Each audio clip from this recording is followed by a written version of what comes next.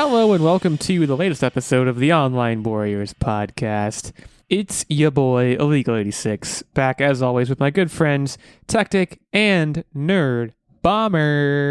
Say hello to the people at home. Hey-o. Hi-ho, Silver. And there's me. Hello, people at home. I'm going to kick off this episode in an unconventional way, which is by saying, guys, we're all on Blue Sky. Or as my wife calls it, Blue Ski. Skeet. Which, honestly, when she first said Blue Ski, I laughed. And with every time I say it or think about it, I take it more seriously. Because if you think about how Blue Ski would be spelled, I guess you could replace the Y with an I, but you also don't have to. You can call it Blue Ski if you want. You can call it Blue Sky, and those are really the only two options. Blue Sky else is might totally one day be Blue Ski, because one of the cool things about it is it can never die. It's always open to the public, and it can change and form, but we will always have our voice in social media. Guys, you can go on Blue Sky. This is just an ad for Blue Sky at this point, but you can set up you can look at starter packs. You can establish a great base of follows very quickly. They have really streamlined what I will refer to as the onboarding process. You can also do what I did when you set up your Blue Sky account and just go and look at Nerdbomber's follows and essentially just copy all of those. Because spoiler alert, that's basically what I did. And I'm all the better for it. And you know how I got those follows? Starter packs, my guy. Starter packs, literally a genius invention. Absolutely genius. Yeah. It's great. I mean, look, I don't want to slam on X, but actually I really do. And Blue Sky right now is the better place to be. I will say, in my personal and podcast transition to Blue Sky, because I have now fully transitioned, the beginning was a little rough. I started there with just a personal account, and I think social media sometimes, I did it right the second time with the podcast account because, like I said, I established a good base of followers right away. I think the first time I went on, I followed one person and kind of just sat there with it for a while, and as a result, it was basically you just want to see everything that other person likes. And there was a lot of stuff that person liked that I didn't really like. So, I kind of got into this weird... I had to actually go in and say, no, I don't want to see stuff like this. Which I rarely do on social media. I'm not that proactive. But I guess that's another advertisement for Blue Sky. You can do that very easily. And I did. So I now have it pretty fine-tuned. It also helps that with each day that passes, more and more people show up. In particular, when I first got on Blue Sky, as you guys know if you listen to the podcast, we're NFL people. We all have fantasy football teams. We play against each other. I, in particular, got Twitter initially, I think, for the football content. And when I first got Blue Sky, I found it to be pretty severely lacking relative to Twitter. But in the past, even just 2 to 3 weeks, it has massively caught up to the point that now it's almost there. I think there's still a few teams that need to get on it. But yeah, couldn't be happier at Blue Sky right now. So, I should have started this with all of our handles written down. I believe I'm at OW@Illeagle86.bsky.social. And do you guys want to shout yours out? Because I don't have them memorized yet. At techtic.bsky.social.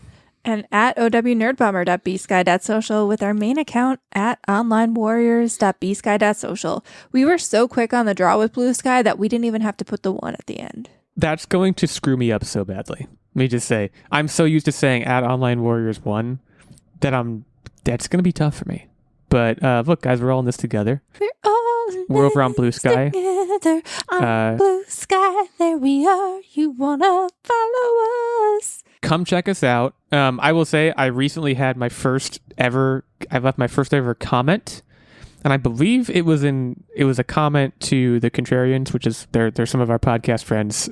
So shout out to them, having to do with me still having not watched Hawkeye. Are you gonna do that finally? The people need to know. You're almost a year overdue. We're on to another podcast trivia punishment. I don't really know that the people do need to. They need to know. I guess if you're out there and you feel that you need to know, hit me up on Blue Sky. How about that? Let's put it in their court. And let's move into a fantastic episode. So we've got a couple things going on today in our podcast lives. We have The Gorge, which is a trailer we got for an Apple TV movie coming out, I believe, next year. We're going to walk through that. We got some news about Xdefiant, which I'm going to be honest, I don't remember this game coming out.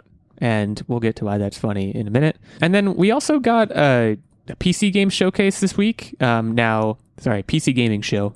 Most Wanted 2024. I am not a PC gamer. I am publicly not a PC gamer. I don't know the extent to which you guys are PC gamers, but there are still some pretty cool games in there that we are going to go through. So we'll get to that a little bit later as well. But I want to start with Xdefiant because this is touching on something that, I feel like we've talked about stuff like this more and more over the past couple of months in particular. Most recently, I think we talked about this in the context of Concord and Firewalk Studios. So Xdefiant, for those that do not know, was a game that came out, I believe, in May of this year. A Ubisoft original. I don't know much about it. I don't know that we talked about it on the show. It's possible that I just forget that we did. Some kind of shooter. It's over. Ubisoft released a statement to the players December 3rd, basically saying that they were going to initiate the, and I'm quoting now, sunset process, which I think is a very interesting terminology. They spend a lot of the rest of this statement walking through what the process of sunsetting even means and what it looks like. Season 3 will still be launching for those that are playing. The game will be fully playable until June 3rd of next year. There's also some talk of people who recently purchased Ultimate Founders Packs receiving a full refund. Players who have made VC and DLC purchases since November 3rd also being fully refunded. It's, we need to dig into this because clearly this is something that is not going away. This idea that when a game comes out, it has months or even weeks to become profitable. And when I say the word profitable, what I'm really envisioning and talking about here is microtransactions, because I assume that's what this is. And when the game comes out, the clock clearly starts. And how long that clock is probably depends on many factors. For Concord, as we know, it was weeks. For Xdefiant, it was apparently months. But who's to say the next game it won't be days? I mean, I don't know how these decisions are being made. It's crazy knowing how much we know about what goes into game development for things like this to happen and for them to just say, well, there is no benefit to us. I assume what this means economically, and we'll dig into this, but is the deal here that they're not making back the money that it costs to run the servers? Because otherwise, how could you be losing I'm money? assuming it's not only just running the servers, but I mean with every season, so there's like additional content being rolled out. Because I think it wasn't necessarily like DLC, but like the Battle Pass type content. Well, so you're having seasons of that, and you have to have people maintaining servers. There's always updates to these types of games. And to that, though, I beg the question. These types of games we've seen now, historically over the last year or two. And I played Xdefiant for a hot minute. I hopped on for a couple days. I was going to say weeks, but it didn't even take me that long to bounce off of it. But if you are taking a risk on a game like this, I guess what I don't understand is, do you remember back on the Xbox 360 and the PS3 era, when games went defunct and they went offline, they were still playable? Maybe that's what I'm getting. Why are we not having the ability to do local or global matchmaking hosted on someone's device? Why is that not a thing anymore? And I'm sure there's some security person out there, and there's a reason why we moved away from that because of DDoSing and all that kind of stuff. I wouldn't know. Yeah. I feel like we should still be doing that, because otherwise we're just losing games to time. And at least in that way, if they were okay, well, we're turning off our servers, but you can do local hosting, at least the game wouldn't be lost forever. Because even from a game preservation standpoint, and one of the things we just talked about, finding things that we find interesting on Blue Sky, but I went down this niche of game preservation and video game library and video game history. And I feel because we had the physical media and stuff like that, we were able to preserve the history of games. And there are still a bunch of games that are lost to time, though. Games that are no longer playable, that we don't have good copies of anymore. But we're literally in real time watching games that somebody spent the last 5 to 10 years making come out, and within 2 weeks they're gone forever. And that is baffling to me. That is just baffling. Yeah. So a couple things. I agree completely. I don't understand. It's one thing to, not want to keep putting out DLC and have people put that together and maintain, but don't make the game unplayable at a certain time, right? And I think the X factor, you're right about global matchmaking and stuff, and where has that gone? But I think the bigger talking point to me is it's because so many games these days, that's basically my way of saying kids these days, they don't have single player. So there is nothing tying the player theoretically to a game if the servers just go completely offline, right? I guess I question, or I wonder, whether it has to actually be that way. Like, even a game like Xdefiant, which as far as I know was kind of just a multiplayer shooter, right? Was there not a way to put together even a short campaign that allows the game to live on, at least in people's memories or in their game libraries? Like, because I agree with you. I think there is value to that, and I think the existence of a game preservation community is proof of that, right? That people care about games not just kind of vanishing into the ether. One way of preventing that from happening is making games that have staying power as standalone pieces of content, right? I don't think there's going to be any sort of momentum behind that idea. I'm just saying that as a also like, not coincidentally very single player oriented gamer, it would be cool to see that. Because, even the games that, right now, I imagine Call of Duty and Halo and like all these big franchises, nowadays they are probably propped up and or just financially driven entirely by microtransactions and the online experience. But they didn't start that way, right? They started as games that, yes, were certainly built on the multiplayer experience and were intended to be played online, but that wasn't all that they were, right? And having a single player campaign, even if it was only half baked in certain Call of Duty, installments, like, I think it provided the franchise with the momentum that games like this probably need. Like, it's becoming clear that you can't just put out a shooter that has a very similar framework in terms of microtransactions and upgrades and stuff to any other shooter on the market and expect it to cut through the noise. I don't think that that's possible. So you're seeing a lot of games like this, and again, to some extent, like Concord, like, just kind of go out and immediately falter because people play them. They don't see any value beyond the multiplayer experience, which is similar to so many other games they played, and they understandably move on. The other thing that's interesting, too, is any purchases made, I believe it was after November 1st, 2024, is being refunded. November 3rd, 2024, is being refunded. And so does that mean you could still make purchases now only to get refunded? One, and I know that sounds silly, but two, well, I'm sure they'll probably pull that stuff off the marketplace so you can't make those purchases. Yeah, I'm sure they already have. Like, at what point, why even, it's weird to me that they're even offering that. Why not just like get rid of the purchasing option and then just sunset the game? Like, between the 3rd and now, they're not gonna, I don't know, that part seems weird. I see your point. Logistically, why do it that Well, I think way? it was because it's a retroactive sort of thing. Like, the announcement just came out this week. So they're saying, hey, we understand if you feel screwed if you just bought something a month ago. So we're going to give you your money back. Yeah. That's what I imagine the case is as well. And again, this statement that Ubisoft put out, there's a bunch of FAQs for it. Most of the answers to the FAQs are just, it's going to be all done by June 3rd, 2025. Like, that's most of what it says. I don't know. There's no mention of what this means to, employees of Ubisoft. I would hope that no one got fired as a result of this and that they just got shifted to other projects where Ubisoft might make more money. But again, it begs larger questions, and they're the same questions that we asked when this news came out about Concord, right? So, like, I don't know. I think it speaks how much more there is for us to say. It does speak to, like, I don't know. So I played this, I hopped in when it came out and I played it for a few days, and it felt like a bad Call of Duty. And if it was like a small team that had put this game out as an alternative free to play to Call of Duty, maybe it would have stuck. But like, this is Ubisoft, and it felt floaty. It didn't feel great. They were very clearly relying on the IPs of their franchises to kind of, bring some sort of nostalgia, I guess, to the game. But it didn't feel great.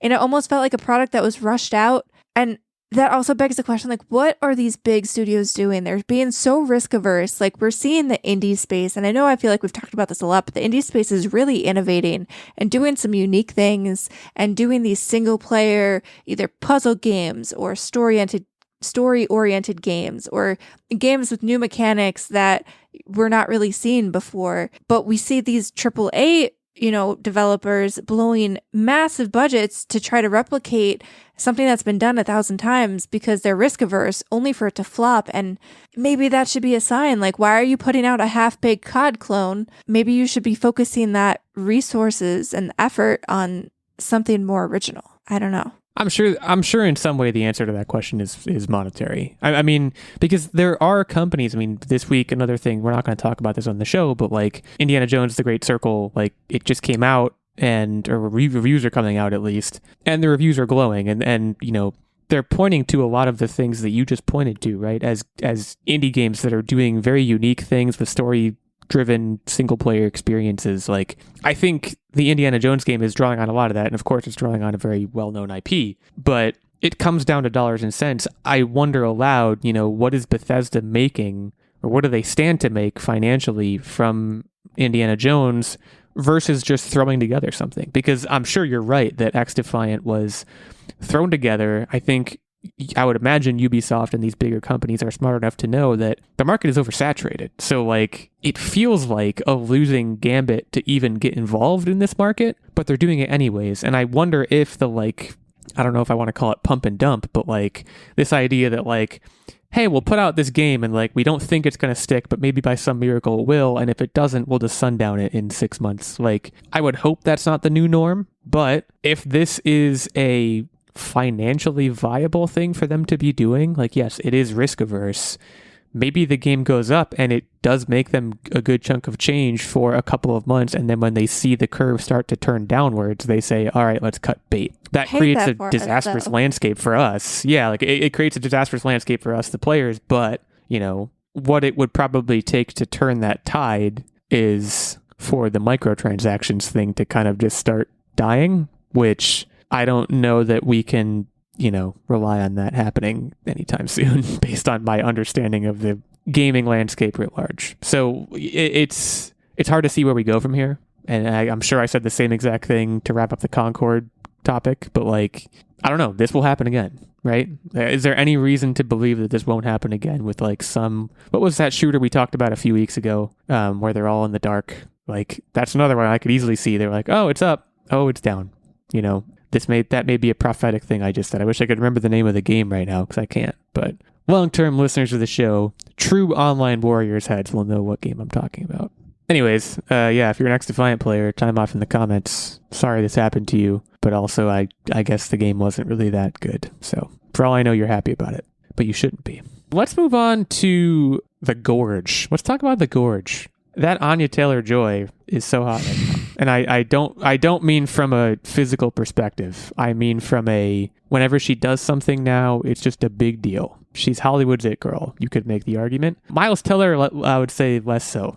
But they are pairing up to star in this movie called The Gorge, which is going to be on Apple TV+. The trailer takes us through a story in which Miles Teller appears to be a sniper from the army who's looking for work. Anya Taylor-Joy, some kind of assassin. And they are placed in what look like Firewatch towers, if you know what those are, across a gorge in the middle of nowhere. And they are tasked with watching the gorge to make sure nothing comes out of it. And, if you've ever seen the movie Dawn of the Dead, the Zack Snyder one that came out at one point where they're at the mall, there's a lot of stuff like this where there's these people that are across long distances holding up, big giant whiteboards with stuff written on it, and they're establishing a relationship, right? I think that this one's got juice. What you just said, the last part was probably the most fascinating part about this, is that there was hints of a romance. I was like, ooh. Oh yeah, they're gonna smooch. There's 100% chance that they're gonna smooch. But I question actually. If there's one thing I question about this movie, it's less so the chemistry between the leads. It's the whole by the end of the trailer, what was in the gorge, I didn't care. Which is kind of an interesting, because that's kind of what the movie is about, right? But also, is it what the movie is about? I kind of want more. I don't know if I want more information on what's in the gorge. I have a feeling that when I watch the movie, I'm going to be don't go in the gorge. I'm having fun with the non-gorge stuff where you guys are just establishing a romance and shooting stuff off railings and stuff that was fun to watch, even from a trailer perspective. So I have questions about that. What do you guys think is in the gorge? Because they said in the trailer, they said it's hell. Yeah, they said it's a portal to hell. I feel like it can't actually be a real portal to hell, but maybe they'll surprise us and it will be. I'm sure this is probably based off a book or something.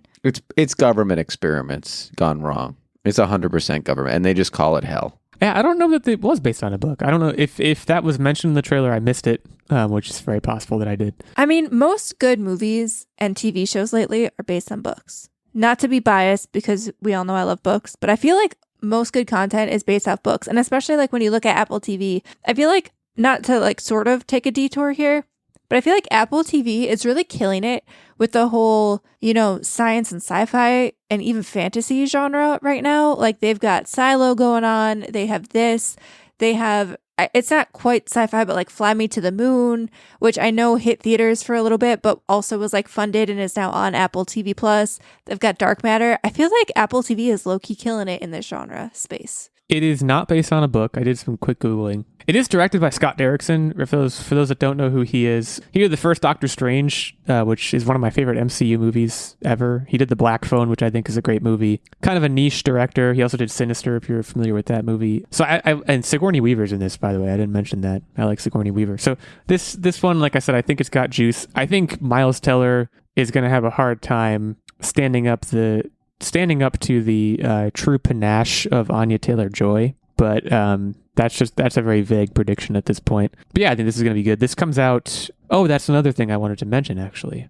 A Valentine's Day release. Honey, guess what we're doing for Valentine's Day? We're sitting down on the couch and we're watching Anya Taylor-Joy and Miles Teller be sexy to each other across a gorge. It's definitely. I think that's it's brilliant. 100% like inspired. Even the marketing. If you look at the poster for this movie, they're definitely marketing it as sort of like a romance They're as well. kissing. Yeah, they're definitely like about to kiss. Yeah. They're doing that forehead kiss thing where you're about to kiss, but you're not. So we'll see if they do. But I mean, I'm guessing that they're going to.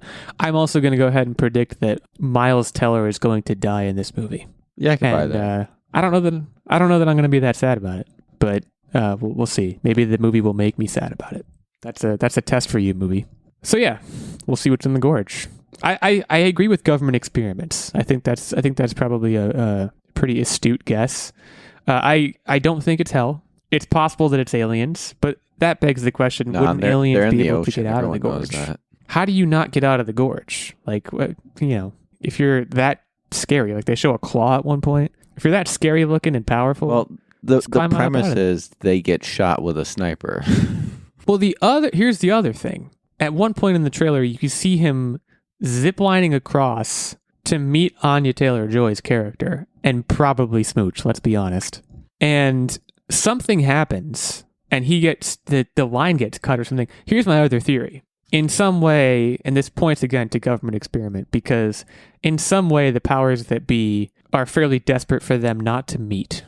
So when he's like, I'm going to go meet her, they're like, oh, Shuki, we got to cut this cord because these people know too much. And if they share information, they're going to know way too much. Like, I think they gave each enough information, but combined, it's like, whoa. I think it's kind of like a two keys exactly. for the new codes situation. Yeah, like in Mission Impossible Dead Reckoning. So yeah, I don't know. That's just a total hip shot at what this movie may or may not be about. Really, at the end of the day, the movie's probably going to be about smooching or wanting to smooch. So we'll see if they smooch, but I don't see a way around it at this point. So, yeah, The Gorge. Again, that's February 14th. 2025. Order some Italian food, take the phone off the hook. Nobody does that anymore. Their phones don't have hooks, but you get the idea. We're going to move to our break now. But before we do that, it's that time again, where I shout out our fantastic Patreon producer, Mr. Steven Keller. Steven, I wish I could roll my L's. You can roll L's, right? Like with your tongue? Yeah. Well, I can't do it, but I wish I could, because Steven deserves it. Steven is a knight. In our Patreon subscribership, he sits at the highest of our 3 levels of subscribership. As a result, he gets this producer shout out every episode. He gets, of course, access to the monthly secret segment and vlog, as well as the occasional guest spot on the show and a weekly input into our weekly game show, which I am hosting this week. I had to work very hard to put together the quiz this week, and that is thanks to Steven's input. So, Steven, thank you again. There is also a Squire level of support on our Patreon, which gets you access to the monthly secret segment and vlog, and a page level, which gets you access to the monthly secret segment. So you can head over to patreon.com/onlinewarriorspodcast. Get all the details there. Consider giving back to the show. Consider saying hi to us and Steven. Hit us up on Blue Sky. Whatever you want to do. We're happy to start a conversation with you and keep this thing rolling on. So again, that's patreon.com/onlinewarriorspodcast. Thanks again to Steven. We'll be right back to talk about the PC game show. Hi, I'm Kevin DeCristofano. And I'm Sean Flanagan. And we are the Ninja Turtle Nerds, your weekly podcast covering the Ninja Turtle comic book series one issue at a time. Plus the video games, the cartoon show, the VHS tapes. If it's Ninja Turtles, we'll cover it. Ninja Turtle Nerds is available wherever you get your podcast.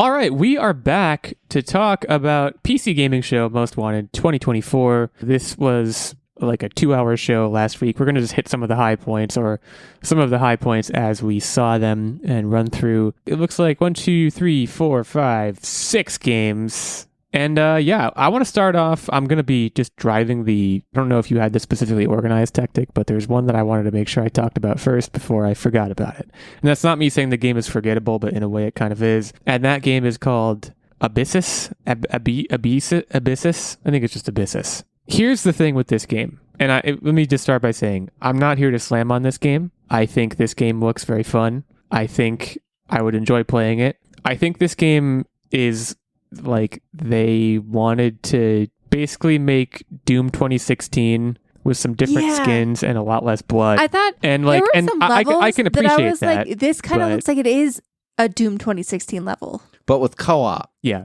But with co-op and like I said, like customizable weapons. Yeah, the weapons were the and main reason why I want to talk. The weapons looked fantastic. There's a lot less blood. There's a little bit more like it's like I don't know. It feels like I don't want to say it's easier going because I don't think it's easier going necessarily, but it's like Doom 2016, which like I haven't played all the way through. I did enjoy playing it, but like obviously it has very aggressive energy in terms of like just there's like hard rock music playing all the time and there's blood everywhere and like it has a certain vibe about it that the gameplay for Abyssus looks very similar with the elements added that we just described, but it also just like kind of has a different vibe than that and is not going for that at all. And I appreciate that deeply, but I also think that it has the byproduct of like making it a little bit forgettable, relatively speaking. I question how well this is going to do, but it is roguelite and it's cooperative FPS. Like if I was a PC gamer, I'd be signing up for this one. I'm not a PC gamer, so I'm not going to be, and get ready to hear that a few more times. I want to be clear, by the way, but these 6 were hand-selected by me because I thought they were the absolute bee's knees. Cream of the crop, a lot of co-op stuff in Plus, here. I didn't a lot wanna, of the other stuff we have already talked about on this show. That's why, in part, we down-selected. I didn't want to put the pressure on you, basically saying this was your baby, but it was. I'm going to say this list was curated by Techtic. So bear that in mind as we continue to move through this. Yeah, I would play the crap out of this. Again, I'm not at all against it. That was just my immediate, knee-jerk reaction to it, and I spent the rest of the trailer really being unable to dispel that notion. So could be fun. Techtic, I mean, I'll turn the keys to the car over to you. Which one do you want to talk through next? So I feel like you're leading the witness a little bit. You mentioned, heavy metal music, turn the car's keys over to me. Drivers of the Apocalypse. Apocalypse? Apocalypse. There's a little inside joke between us and my spelling techniques. Can I just spell this you brought it up. APOLOXPSE. Apocalypse. I was feeling it. The consonants were flowing through me in this moment. Yeah, you were feeling something for sure. This was a game that and again, this is not me knocking this game by any stretch of the imagination. I feel like this game should have been made in like 1999. Because this gave you hardcore twisted metal vibes. It's not even that specifically. I mean, certainly there's a correlation there. It just had hardcore 1999 vibes for me, which is a good thing. I've never played Twisted Metal. That's a fun fact about me. Never played it. A fun fact about me is I played the ever-living snot out of Twisted Metal, and there has been it's been kind of a drought in that genre for quite some time, and this scratches that itch. And then not only does it scratch that itch, but it appears to me, and I could be wrong in this, but it looks like you can commandeer other vehicles. And if that's true, if we're talking about a thing in Halo that really gets my rocks off, it's commandeering other people's vehicles. My goodness gracious. His rocks are out of here, man. They are off. You can like lasso a drone or something. It was a little unclear from the trailer. The other question I want to ask too, what do you guys think the chances are that they were going for Mad Max licensing for this game and were denied because I think it's like 80%. I feel like they probably wanted it to is be like extremely Mad Max coded. heavily inspired by Mad Max. I feel like it's one of those. I mean, if you don't have to pay royalties, why would you? I feel like they came about as close as you could come without, the Mad Max people. I don't know who makes those movies. Basically being like, well, come on.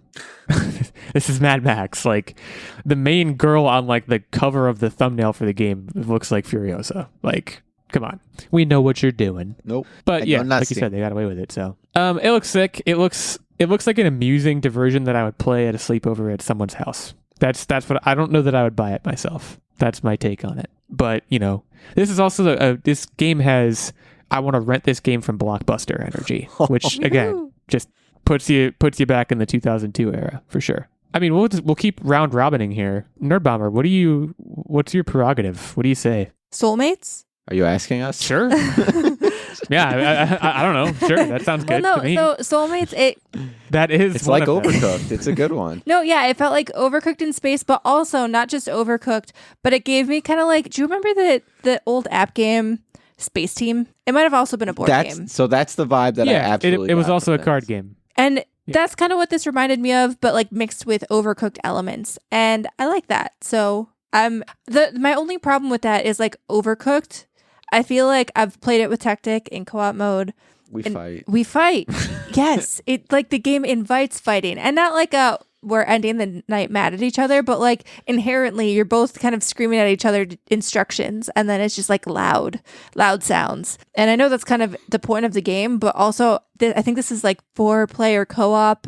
Maybe was it 4 or 6? I think it was 4, but it was just feels like a lot of people yelling at each other, kind of like Space Team. But I always had fun with Space Team, so I don't know. Yeah, I mean, at this point, you should know what you're signing up for with a game like Overcooked or Moving Out or, yes, I think Soulmates. Like, I find pleasure in that experience on a case-by-case basis. So does my wife. But we've played both of the other games that I mentioned, and you have to be in the right mood for it, right? And that's the tricky thing about, like, this game could be really tightly designed and have, they mentioned that no one experience is the same. Nothing, like, I guess it's procedurally generated, maybe. Like, I don't know how they do that, but that's really cool, right? And the mechanics look really cool, but it's just a question of how often do you want to, in particular with 3 other people, sign yourself up for that experience. For some people, it might be all the time. And for other people, it might be not that much. So, like, to me, that's the main thing this game is fighting against. Otherwise, it looks cute and fun and replayable. And, I'm certainly for it. But again, this is one that, I think there's one game on this list that's not PC only, but this one I believe is aggressively PC only. So at least probably for now to start. I feel like a lot of these games, they start PC only, but then, once the game is kind of out there in the world, they start to slowly port them over to certain devices. Usually I feel like the Switch is, a lot of the ones will go over to Switch. Yeah, which this one could do very well on the Switch, I would think, in particular. Which another one that I think would do very, very well on Switch, and again, for all I know, maybe is on Switch already, but Mainframes. This was one that I really wanted to make sure I brought up because, first of all, Techtic, this one kind of had you written all over it to me, but it seems like a very, very clever use of, like, would you call this a side-scroller? I don't know what you would even call this necessarily. This almost a Wario World side-scroller. It was very minigame coded, leveraging various, Windows tropes. I was a little disappointed that I didn't see Clippy or any, like, Clippy adjacent things. Well, I think it's older. I mean, you're using a floppy disk. You're on like a DOS machine. Like, Clippy wasn't this is around back pre-Clippy then. stuff. People don't use paper clips anymore, guys. Actually, there was something that predated Clippy. There was like a little assistant dude. I don't know what you're referring to. You might be too old. Snap. I also realize as I look at Mainframes, I haven't been shouting out the release dates of like any of these games. I think for some of them, they're not known, but for this one, March 6th, 2025, it is known. I will say this was one of my lesser excited ones simply because it could be hit or miss. You're an enigma. You're an enigma to me, bearing that in mind. So I was super number one. It was like 2 years ago. It was like the Future Class game, and I had bought that, and it was very underwhelming. And so I'm cautiously optimistic with these until I actually get my hands on it. But that doesn't mean I'm against getting my hands on this. Yeah, this is one that if it came out on the Switch and it cost $10, like I'm in. Is kind of what my energy is. Again, I'm not a PC gamer, so like I'm currently out on this one, but thought this was very inventive, jumping between different windows, using different desktop icons, stuff like that. Like it just felt very inventive. We were talking before earlier in the episode about how indie games are doing very inventive things. This to me feels like a perfect example of that. You know what I feel like you would really like in your life? A Steam Deck. Like that seems like the perfect thing for you to play all of these little games on. You can dock it and put it on your TV or hold it handheld like you like to do. You can hold hands too. Not too hard. I already have a Switch for that. Why would I need a Steam Deck? I'm good. There's already a million games on the Switch that I haven't played that I should play. So for right now, at least, I am sated by the consoles that are available to me. Let's move to oh gosh, what is it called? This has had the most confusing Spine. This is Spine. Gun Fu. This is Gun Fu. This is, I believe, the one that is actually coming out on consoles. As a result, it might be the one that I'm most excited about, just by virtue of that. But also, like, I kind of love Gun Fu. Like, it's just like the gameplay. Because it was a very brief video that showed up in the showcase for this. The combat was so smooth. It was did look quite it's smooth. mesmerizing. I watched it several times, mesmerizing. and while I'm talking about this game, I'm watching it again because it's just clean. Yeah, I mean, beat 'em up games I struggle with, but this is obviously different than that. John Wick and John Woo are both cited as inspirations for this gameplay style, this parkour-y kind of thing. Like, I think it's just, again, it's mesmerizing to watch. If it plays half as good as this footage would have you believe, then I think it might be a hit. The problem with this one, obviously, is that it's not an indie game, so like on console, this is probably, I imagine, going to be like $70, and I don't know that I'm paying that much for it. This is one that, to use the Blockbuster analogy I used before, this is like a buy it at GameStop for $20 in like 3 years. That's the energy it has for me. But it's not to say I'm not going to play it. That's for sure. So yeah, Spine. This is Gun Fu. Also, probably change the title. I don't love the title of this game. That leaves us with Moonlighter 2. Now, I don't remember Moonlighter 1. I don't know that I'm supposed to remember Moonlighter 1. This game looks like not a game that I would enjoy. So Techtic, I don't know if this is one that I would assume you were jazzed in some way about. So I'm gonna turn the keys over to you once again. Like I said, every single one of these games I was jazzed about to some extent. This one, I absolutely love the premise because during the day, you're just kind of doing chores and stuff. But at night, you're a warrior. And it's like, man, I felt that because let me tell you, You're an online warrior. I am the hero of my story. And that is your catchphrase of the day. I do my little day job. I click my little clicky clacks on the keyboard, and then I'm a hero. And I'm not like out there fighting crime or anything like that. But like I feel like making dinner and working on my little projects that I'm in some way putting some new goodness into the world, and that makes me feel good. So I like this. I am a warrior at night. So hear me out. We do have the first game of this. We own it. So if you ever wanted to play that, we have the first game. Okay. Saying that I'm still back. Saying that you're not fighting crime at night is what someone who fought crime at night would say. I'm still back there on what Techtic was saying. So yeah, if you denied it, that's what someone who was fighting crime would say. So I guess you're not fighting crime. Yeah, I mean, Nerdbomber, I hear you. I don't know that I have interest. It looks cute. I think I'm being a downer, but like I think it would bore me a little bit. This is not anything like slightly cozy. Is not really your style game. I think puzzle games can get me there. But I wouldn't necessarily call puzzle games this style of cozy. game. No. Like if you have to run a shop, But you're like, I am out of here. Oh, I'm not running. If there's any sort of economy, I'm out.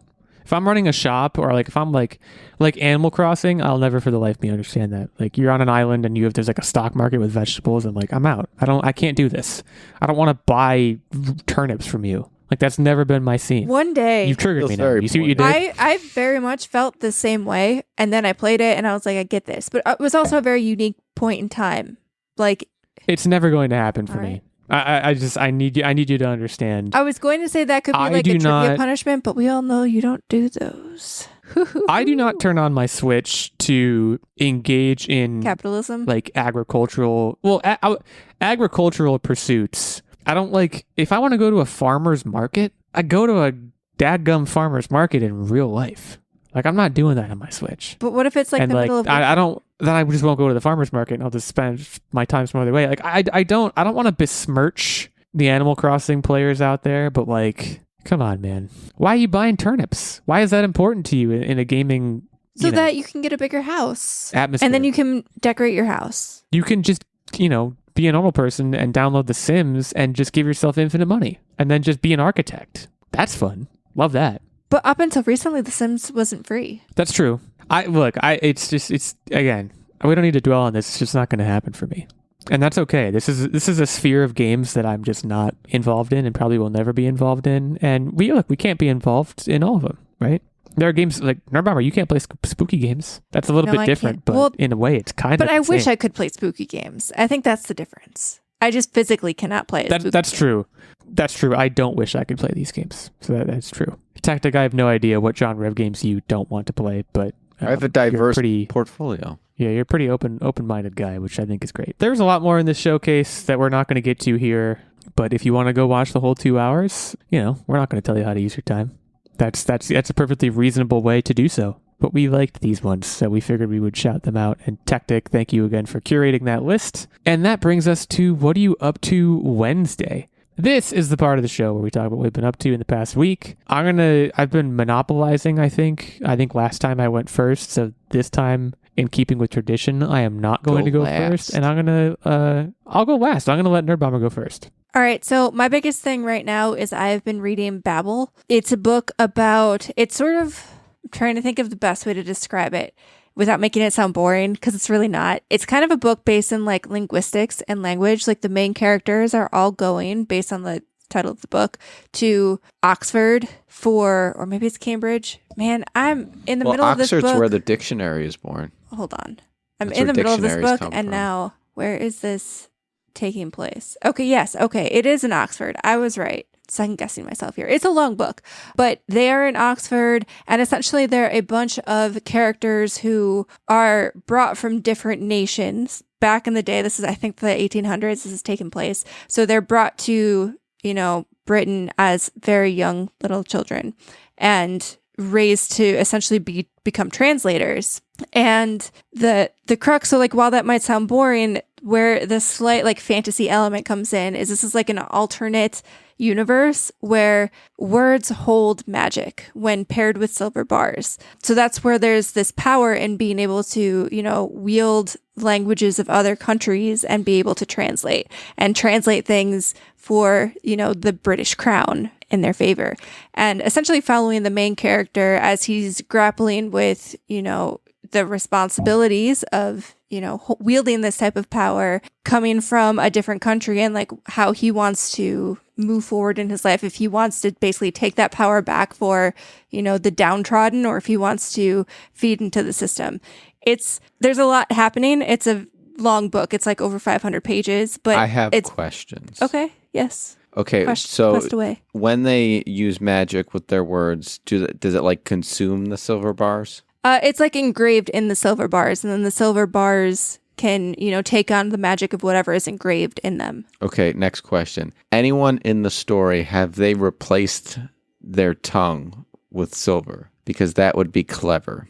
Because that would say like, oh, that's where the phrase silver tongue came from. No, you can't. It's not like that type of magic. It's more like you can engrave words of various languages into a silver bar. So say you want it to, make your carriage smoother, because this is back in like the times when they were in horse and buggy. Like you would engrave, the language for like smooth ride and various languages into a silver bar, attach it to your buggy, and then you wouldn't feel the bumps along the road. So if you wanted to speak, but you couldn't like convert your tongue into something. If you wanted to speak better, you couldn't give yourself a silver tongue? I don't believe so. Oh, that'd be so good. At least not in the magic system in how this world works. Anyway, there's a lot going on. There's a lot of like societal considerations, linguistic history that you learn in this book. The magic system is obviously being built in. There's also, it's like a dark academia centered around obviously this university experience of these, students.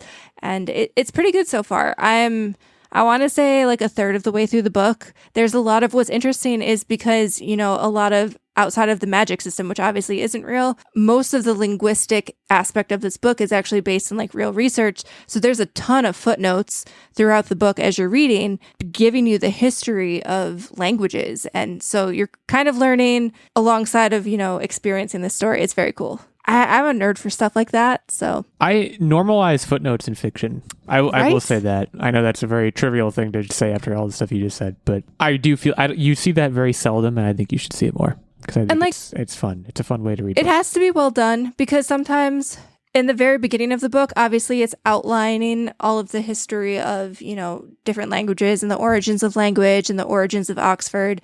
So you're getting like multiple footnotes on every page, and sometimes that sucks you out of it a little bit. But I think when used really effectively, which as you move forward into the book, you're not getting quite as many, but then they're starting to be applied very effectively where it's like useful tidbits of information that, you know, you can reference later, or as you're reading mid-sentence, you can stop and look. And I feel like it just adds an element to the book that many fantasy novels don't have. Right on. You talked a lot about reading just then. I'm going to go next. I'm not going to go last. Wow. Because I want to just follow on. Well, I want to follow on because my only chief update is that it's Christmas time, and as a result, and I talked about this last week, I have a lot of Christmas books that I need to read, and I'm making very good progress. So I want to shout out a few of them. Miracle on 34th Street, incredible. You can read that book in like an evening. So like if you never read it, it's a fun little companion to the story that you probably know from the movies. Adds a little bit, as any book does. Christmas Story. So this book, it's actually a collection of short stories. For those that don't know, the movie Christmas Story was based on, and I'm nerding out really hard now, but based on an essayist from like the 30s or something, kind of how he grew up during the Great Depression, based on true stories pretty much across the board. But it's A Christmas Story is kind of a confluence of a bunch of those essays that happens to take place around the holidays. So it's really fun to read those. Those are kind of like short stories. So you can read one, put it down for an evening, pick it up again the next night, and just kind of have this little episodic Christmas experience, which I think is great. And finally, I read Hercule Poirot's Christmas, which is Agatha Christie's Poirot mystery that takes place during Christmas. So that's honestly the least Christmassy of all of them, but you know, Christmas in England seems pretty cool. So shout out to Christmas books, and also knocking out a bunch of Christmas movies, Home Alone, Santa Claus, you get the gist, all the classics. Many more to go over the next couple of weeks, but keeping me generally very busy. As far as games go, I'm still playing Ballatro. So like not a whole lot of update there, but if something shifts, you guys will be the first to know. Techtic, that leaves us with you. All right, so there's one thing I want to talk about, and we played a new board game that I was absolutely enamored with. The game is called Return to Dark Tower, and this game has this center, we'll call it a castle or an obelisk or whatever you want to call it, where that is the main bad guy mission. And there's other ways to play this game, but this is the version we played, where that is the bad guy, and it works with an app, and every turn they're releasing enemies or corruption is spreading, and you have to work together to pool your resources and basically build up enough strength within and you're all 4 different classes, to take out the main bad guy and win the game before it's roughly 9 months in the game, which is like, I don't know, would you say like 7 turns roughly?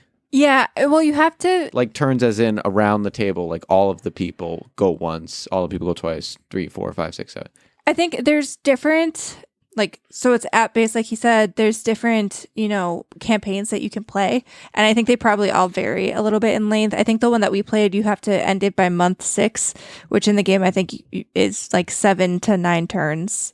We did not make it to month 6. We crushed it. We crushed it. But yeah, this game's very, very good. It's a bit pricey. I'm seeing Illeagle freak out about it, but it wasn't our game. I wasn't freaking out. It's just good grief. I've played a lot of board games. I've never seen one this expensive. So I guess for those listening, PSA. The one thing I want to make mention about this game is how the mansion on the haunted house on the hill, or whatever it's called, should have played, where you can have different campaigns. It's always evolving. It's always changing. But it's not confusing to pick up. That game, incredibly confusing. And I really wish they would integrate some kind of app that walks you through it to make it, a much lower bar to entry. So that's my update. Are you talking about Betrayal at House on the Hill? Well, there's also Only played it once. Mansions of Madness, which I think you might be thinking of as well. I'm talking about Betrayal. Okay. Betrayal, you get used to one kind of playthrough and with one boss, and then the next time you play it, the rules are totally different, and you're like, shit, I got to relearn this. And it's just, it's not easy to pick up. But I think Mansions of Madness was similar in that was an app-based game, right? A different game now than what I'm talking about, but we also played Mansions of Madness, which was sort of like the same like creepy, dark theme, but I believe it was app-based. I can't say I played that one, so I couldn't speak as much to that. But Betrayal at House on the Hill is certainly what Techtic is describing in terms of each play being a little different. So, heard, Techtic, heard. Anyways, yeah, that game seems really, really cool. My goodness. That brings us to Quiz Town. It's that time of the show again in which Techtic and Nerdbomber face off in a knowledge extravaganza. Go over the records really quick. I am 14-9, currently top dog. Nerdbomber 14-10. Techtic 9-19. Steven 2-1.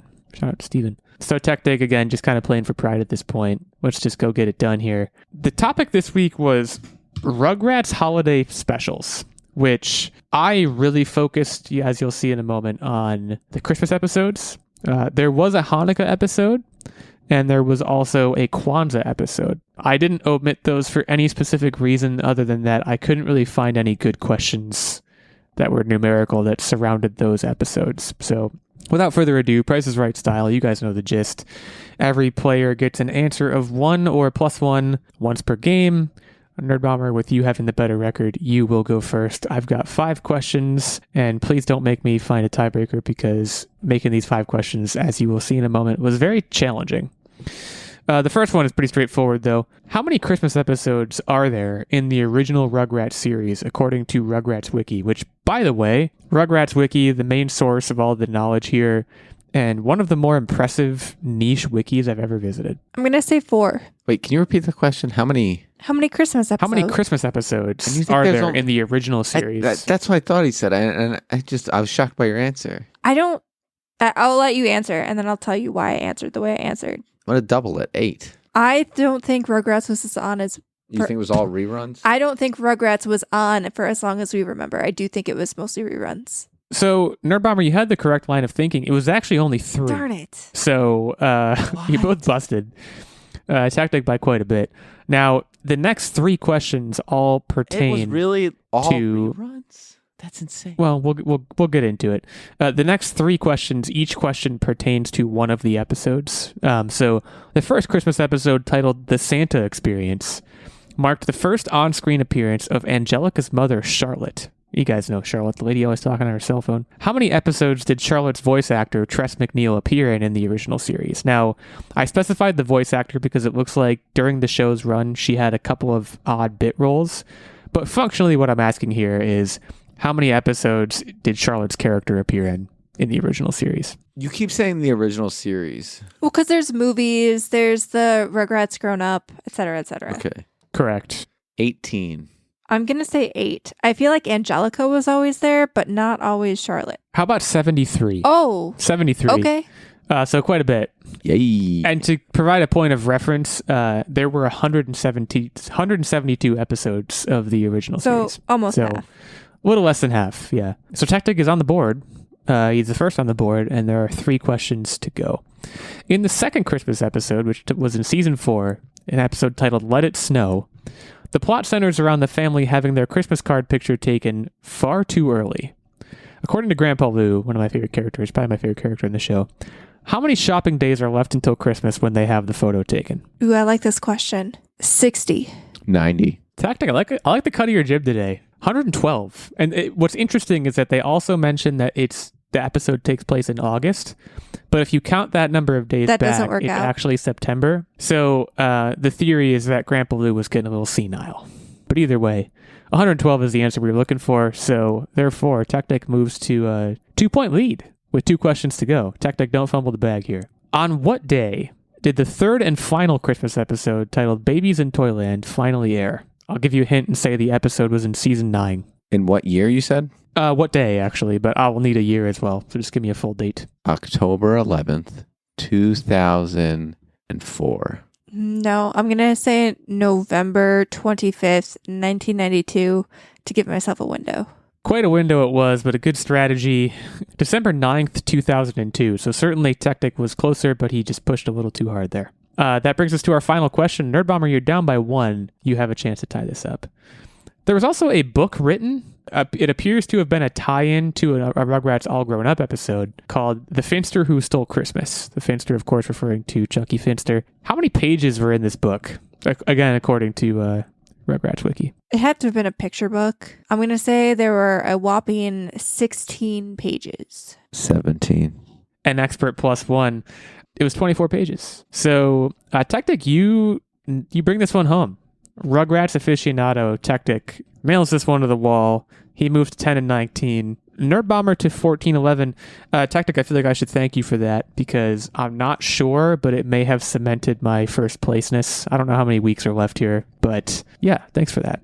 So Techtic, you will host next week. Nerdbomber and I will square off once again. In the meantime, we thank you all for joining us here at the Online Warriors podcast. If you would like to leave us some feedback on our performance, if you want to call it a performance, you can head over to Apple Podcasts, Spotify, anywhere you listen to podcasts. You can also hit us up on Blue Sky if you so desire. Again, I am at illeagle86.bsky.social. We have at onlinewarriors.bsky.social, at techtic.bsky.social, and I believe at OW Nerdbomber. Yes, sir. Do I have that right, Nerdbomber?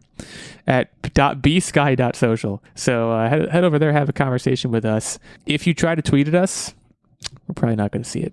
I'm just going to be honest. That, from my perspective, at least, that's true. So Blue Sky is officially the place. So we'll catch you all next week. Hope you're having a safe and happy holiday season. In the meantime, stay safe and keep on podcasting.